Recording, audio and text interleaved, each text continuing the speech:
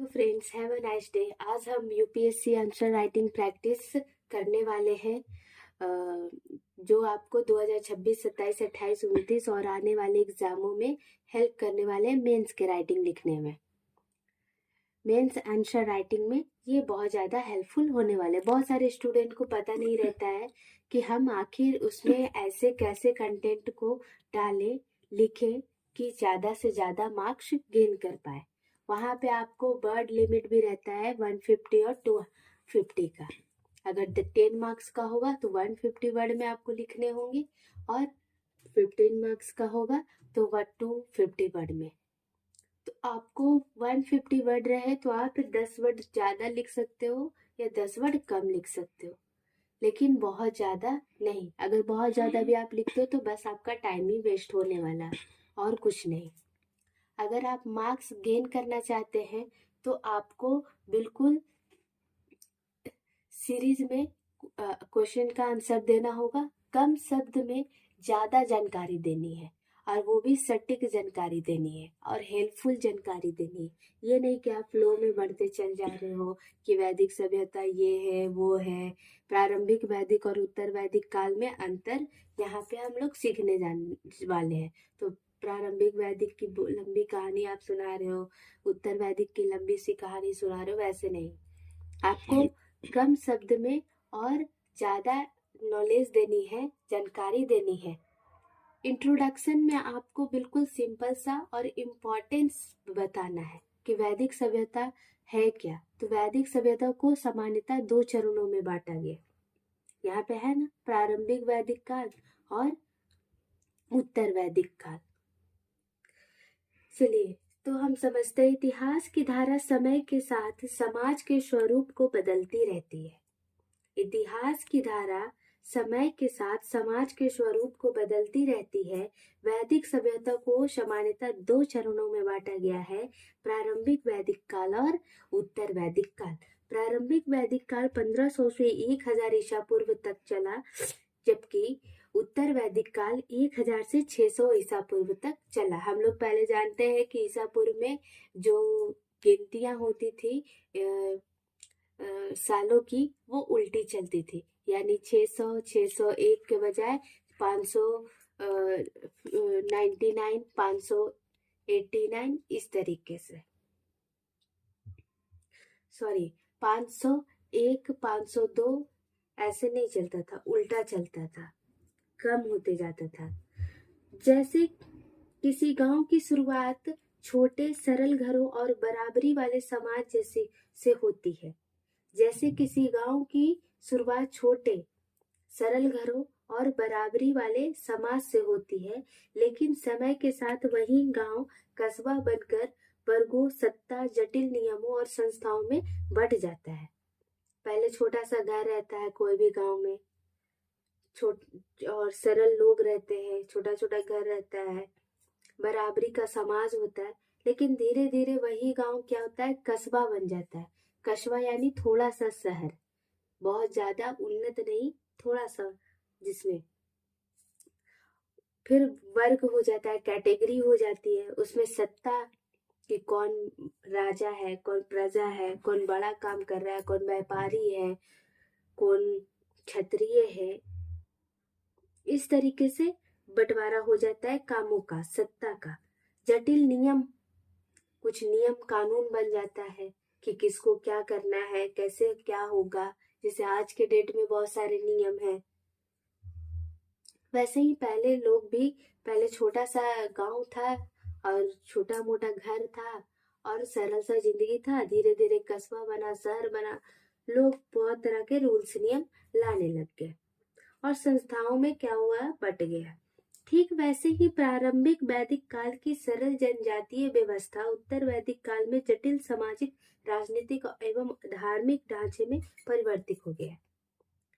प्रारंभिक वैदिक काल में सरल था, जनजाति लोग थे, यहाँ से वहाँ खाते थे, आराम से जिंदगी गुजारते थे। लेकिन उत्तर वैदिक काल जैसे जैसे आते गया, जटिल सामाजिक हो गया, राजनीतिक हो गया, बहुत सारा राजनीति, पॉलिटिक्स आ गया, आर्थिक यानी इकोनॉमिकली भी चेंज हुआ और धार्मिक ढांचे भी आ गई। ये सब में बहुत ज्यादा परिवर्तन हुआ। इसी क्रम में दो कालों के बीच स्पष्ट अंतर को हम लोग देखेंगे। मुख्य अंतर सिंपल वर्ड में लिखा गया है। वैदिक सभ्यता को सामान्यतः दो चरणों में बांटा गया है। प्रारंभिक वैदिक काल जो 1500 से 1000 ईस्वी तक चला, और उत्तर वैदिक काल जो 1000 से 600 ईस्वी पूर्व तक चला। दोनों कालों में सामाजिक, राजनीतिक, आर्थिक एवं धार्मिक संरचनाओं में महत्वपूर्ण परिवर्तन दिखाए गए हैं। वो क्या परिवर्तन है, भौगोलिक क्षेत्र के रूप में हम लोग जानेंगे। सप्त सिंधु क्षेत्र, पंजाब और अफगानिस्तान, और गंगा यमुना दोआब। सबसे पहला है अंतर।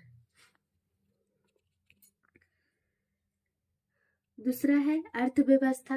अर्थव्यवस्था में पशुपालन आधारित था प्रारंभिक वैदिक काल में, और उत्तर वैदिक काल में कृषि प्रधान हो गया।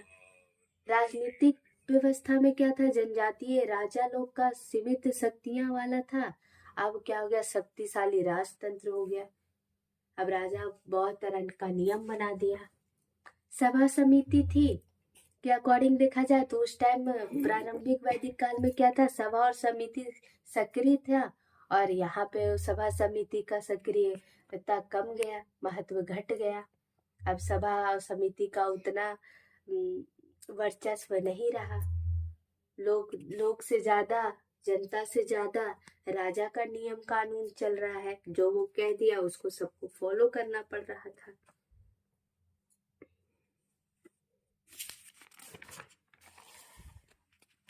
वर्ण व्यवस्था जिससे लचीली कर्म आधारित थी प्रारंभिक में, और उत्तर वैदिक काल में जन्म आधारित हो गया, कठोर हो गया कि जो जिस जाति में जन्म लेगा उस जाति के कार्य को ही करेगा, वही उसका कार्य रहेगा। उसी तरह का वो व्यापार कर सकता है, न बड़ा कर सकता है न छोटा कर सकता है।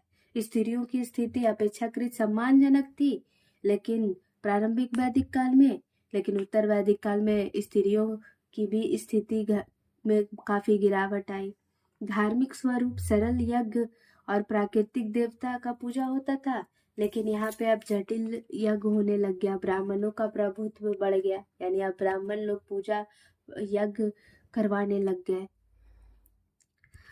देवता के रूप में इंद्र, अग्नि और वरुण को पूजा जाता था, लेकिन उत्तर वैदिक काल में प्रजापति यानी कि शंकर जी, विष्णु और रुद्र भगवान को पूजने लग गए, रुद्र देवता को पूजने लग गए।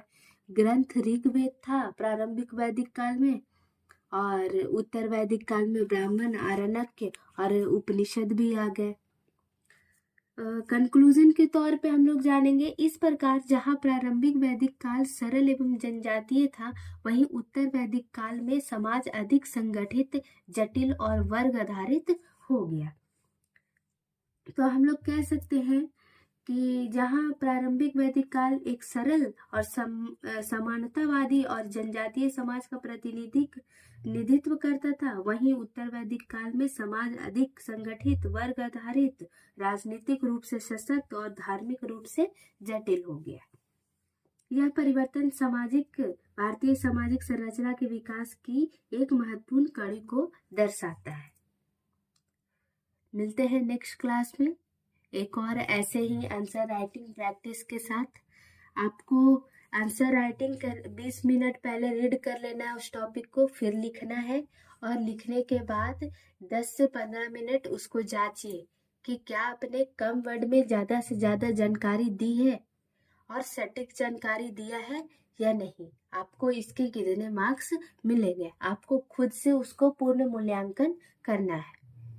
Thank you. आज के लिए इतना ही। Keep learning.